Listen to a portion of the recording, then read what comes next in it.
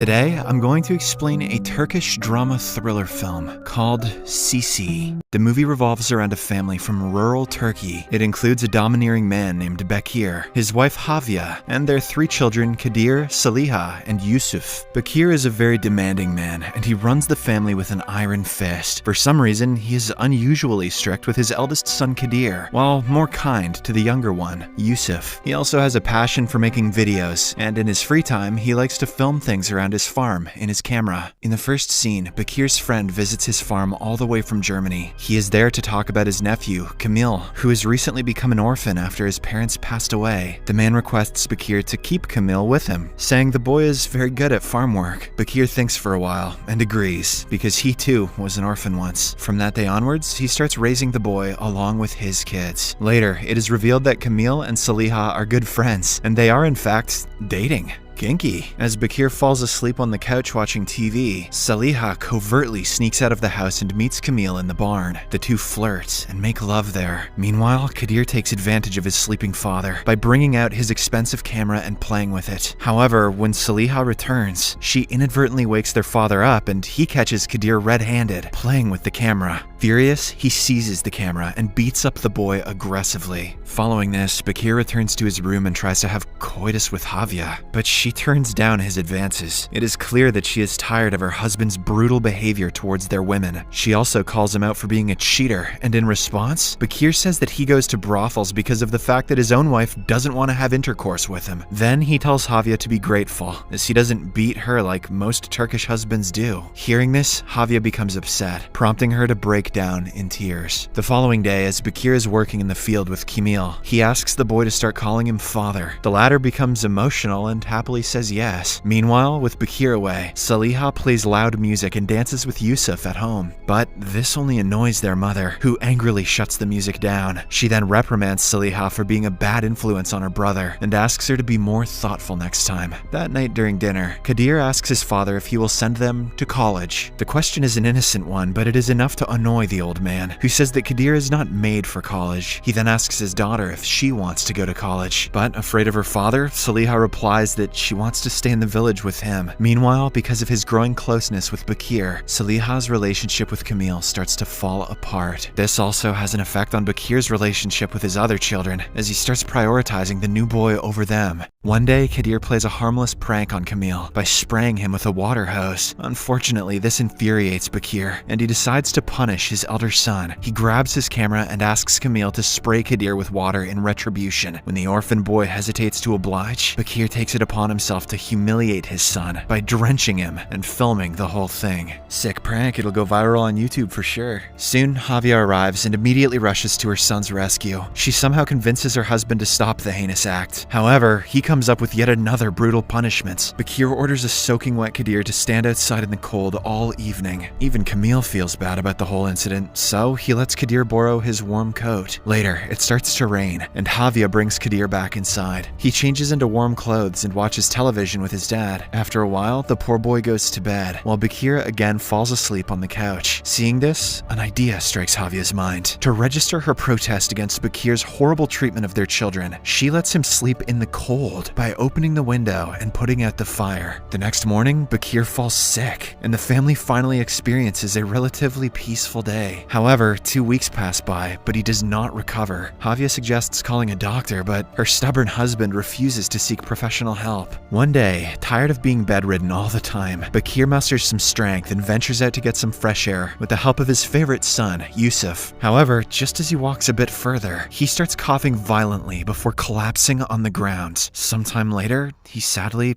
passes away. Devastated that her husband died due to her carelessness, Havia relocates the family to Ankara. The movie then fast-forwards 30 years in the future. Kadir, Saliha, and Yusuf are now all grown, and they live distinctive lives of their own. Kadir is now a filmmaker, and he is currently making a movie based on his abusive childhood. For this purpose, he has brought the film crew and his family to their old farm. Havia has agreed to play her own role in the film, but when the village brings back bad memories from her past, she becomes more and more reluctant to act. She also also objects to Kadir recreating the scene from his childhood when Bakir brutally sprayed him with a hose. Havia feels it is disrespectful to Bakir, and she suddenly starts parroting her late husband's talking points, calling Kadir a troublemaker, while calling Yusuf the most well-behaved child. Despite all this, the family, with the help of Saliha's daughter Naz, somehow manages to convince her to act. In the scene, Havia is supposed to feed an ailing Bakir, but when the camera starts rolling, she gets emotional and breaks into tears. As a result, Kadir is forced to stop and he starts feeling terrible, especially when Naz tells him that he will remember making his mother cry when she dies. Later that night, Havia, Naz, and Saliha sit down to talk. They discuss Yusuf's suggestion about selling the farmhouse, but this only makes Havia upset. So, to cheer her up, Naz takes out Kadir's behind-the-scene, or BTS, camera and starts taking pictures of her grandmother. As they pose, Saliha recalls the moment when she took Bakir to the hospital after he collapsed. Something tells me there will be no happiness in this movie. The following day, Camille also arrives at the farm. It turns out one actor couldn't make it for the shoots, so Kadir roped in Camille in his place. Later, he catches up with Saliha, and by the way they talk, it is clear that the two still have feelings for each other. The movie again flashes back to the past, where a young Saliha is seen sneaking out of the house to confront Camille for ignoring her. She tries getting close to him to save their relationship, but he turns down her advances. Camille didn't want to sever the bond that he has developed with his new father. Back in the present, Kadir films Camille's scene, and after the shot, the two catch up. From their conversation, we get to know that Camille never got married, while Kadir is a divorcee. Later, as Camille proceeds to leave, Kadir asks him to redo the scene. The former asserts that he has to visit the bank urgently, but the arrogant filmmaker refuses to let him go. Amused by Kadir's stubbornness, Camille jokes that he will be sprayed with a hose if he doesn't oblige. He then agrees to finish his part, and Kadir continues filming. However, once everything is wrapped up, it is revealed that Camille's joke hit too close to home, and it makes Kadir tear up. After a few days, Saliha returns back to the city with her mom and daughter, while Kadir stays back to finish his film. Soon, the world is hit with the coronavirus pandemic. Oh god. And Turkey goes into a strict lockdown. The scene then fast forwards by 2 years, where Kadir is seen going through all his recorded footage. When he comes across the BTS video shot by Naz and Havia, he becomes emotional and starts crying. God, jeez. After the lockdown restrictions are loosened up, Yusuf and his family finally arrive at the farmhouse. There, they notice that the lockdown has taken a serious toll on Kadir's health. Yusuf asks him why he still hasn't finished the movie, but the latter refuses to open up. Instead, he reveals that in the last 2 years, he hasn't spoken with either Havia or Saliha. Hearing this, Yusuf is disappointed, and he mentions that the two are coming to the farm soon. During the conversation, Kadir eventually breaks down, and Yusuf comforts his elder brother. He becomes sure that Kadir is hiding something, and it's slowly eating him from the inside. The following day, Saliha, Havia, and Naz arrive at the farm. It's revealed that Havia's condition has worsened as she has developed Alzheimer's. Dude. She barely recognizes anyone or anything. Meanwhile, Saliha asks her brother about the progress of his movie, and this time, Kadir replies. However, he only says that he has not been able to finish the movie because of several reasons. Elsewhere, Havia has become paranoid, and she chastises her own mirror reflection, calling it a bad girl. Later, Naz visits Kadir in the editing room and expresses concern over his current state. She then asks him about the BTS footage she shot for the movie. However, for some reason, Kadir gets angry and lies to her that he has lost it. Later that night, the three siblings contemplate selling the farmhouse. Yusuf wants to sell the property because he has lost his job due to the pandemic. Saliha and Kadir are opposed to the idea, so Yusuf makes sarcastic comments about the alimony she receives from her ex-husband. This expectedly upsets Saliha, and she calls both of her brothers out for being so clueless about her life. She explains that she has stopped receiving alimony from her ex, and that she too is struggling to pay her bills like everyone else. Hearing this, Yusuf apologizes, but then he starts making comments about his elder brother. When the situation boils out of hand, Kadir slaps him right across the face. Suddenly, Havia arrives and finally recognizes her children. She recalls the time little Yusuf came running to her to reveal that Bakir had collapsed on the ground. A happy memory at last. The movie then cuts to the past. After Bakir collapsed, the family took him to a hospital, and there, Bakir gained consciousness and told Havia that he won't make it out alive. He tells her that one day their kids will grow up and want to sell their farm, but Havia must never let them. He says he wants his grandchildren to see the farm their granddad built with his bare hands. After Bakir passed away, Havia didn't sell the property, but she didn't stay either. For a new start, she moved the family to Ankara. Saliha protested the decision, but Havia refused to listen to her. Back in the present, after dinner, the family decides to have some fun.